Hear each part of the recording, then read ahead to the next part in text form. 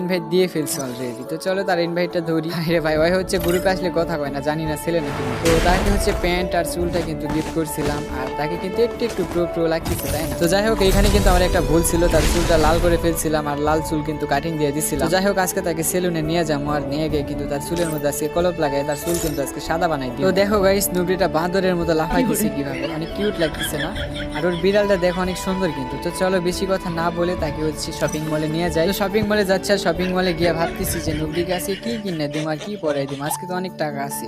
তো চলো নুবরিকে আজকে অনেক কিছু কিনে দিম আর কিনে দিই, কিন্তু তাকে একবারে আজকে প্রো প্লেয়ার বানাই ফেলে। চলো ফার্স্ট টাইম তাকে হচ্ছে সুন্দর একটা ড্রেস আপ গিফট করবো, যেটা পরে নুবরিকে একবারে হিপ হপের মতো লাগবে, অনেক কিউট লাগবে। তো চলো এই যে এই ড্রেস আপটা আমার কাছে অনেক ভালো লাগে, তো চলো এটা কিন্তু তাকে দিয়ে দিই। চলো বেশি কথা না বলে এটা তাকে গিফট করে ফেলি। 1199 টাকা লাগছে, আর নুবরিকে কিন্তু দিয়ে দিচ্ছে, নুবরি কিন্তু এখনো পড়াই নাই। তো চলো তার জন্য হচ্ছে তো তাকে হচ্ছে এখন সেলুনের দোকানে নিয়ে যাবো, আর সেলুনের দোকানে নিয়ে গেছে সেলুন আলাকে বলবো যে তো ভাই রে ভাই, সেলুন আলাকে বলার আগে নুবরি কিন্তু দৌড় মাইরা দিচ্ছে দোকান। ভাই সে মনে হয় কাটতে চায় না সাপড়ি চুল, কারণ অনেক শখের হয় লাল চুলগুলা। তো যাই হোক নুবরিকে আবার ধরে নিয়ে আসি ইনভাইট দিয়ে, তো তাকে কিন্তু ইনভাইট দিয়েছে আর সে কিন্তু চলে আসছে অলরেডি। চলো তাকে আবার হচ্ছে সেলুনের দোকানে নিয়ে যায়, আর নিয়ে গিয়ে তাকে কিন্তু এবার কিন্তু তার চুলগুলো সাদা করে তোমার সাদা করে কাটিং দিলে নুবরিকে অনেক সুন্দর দেখাবে। তো চলো সেলুন আলাকে বলছি যে ভাইয়া আজকে এত সুন্দর করে নুবরিকে সাদাই দিবেন আর চুলটা এত সুন্দর করে কাটে দিবেন যেন মানুষ দেখলে ক্রাশ খেয়ে যায়। যাই হোক নুবরি থেকে যেন সে প্রো প্রো লাগে থাকে একটু। তো আমি এগুলো সেলুন আলাকে বলি, আর সেলুন আলা ভাইয়া বলে যে ভাইয়া দেখেন তো এই কাটিংটা ঠিক আছে নাকি নুবরির জন্য।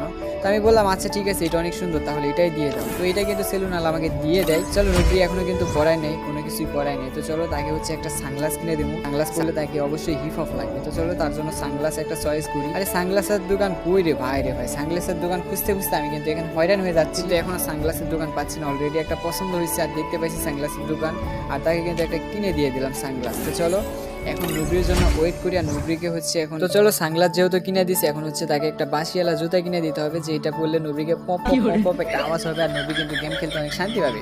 চলো জুতার দোকানে যাচ্ছি, কিন্তু জুতার দোকান আমি খুঁজে খুঁজে পাচ্ছি না, হয়রান হয়ে যাচ্ছি এখানে আমি, মানে জুতার দোকান অনেক ভিতরে। তো চলো আমার হচ্ছে যাইতে হবে, দূরে দূরে যাইতেছি নুবরিকে নিয়ে, কিন্তু নুবরি তো আসতেছে না, নুবরি অনেক ধীরে ধীরে হাঁটতেছে, নুবরি তো ছোট বাচ্চার মতো, তাই না? চলো জুতার দোকান খুঁজতেছি কিন্তু পাচ্ছি না। ভাইরে ভাই জুতার দোকান কই?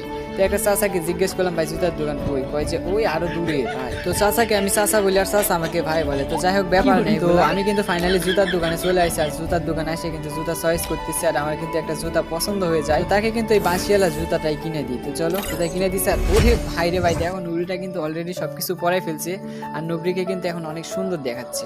তো চলো নুবরির আইডিতে ঢুকে নুবরির আইডি চেক দেওয়া যাক, নুবরিকে এখন কেমন লাগতেছে। নুবরিকে কিন্তু এখন অনেক সুন্দর লাগতেছে, একবার হিপ হপের মতো লাগতেছে, একবারে গুলোমুলো লাগতেছে, একবারে কিন্তু পরীর মতো লাগতেছে।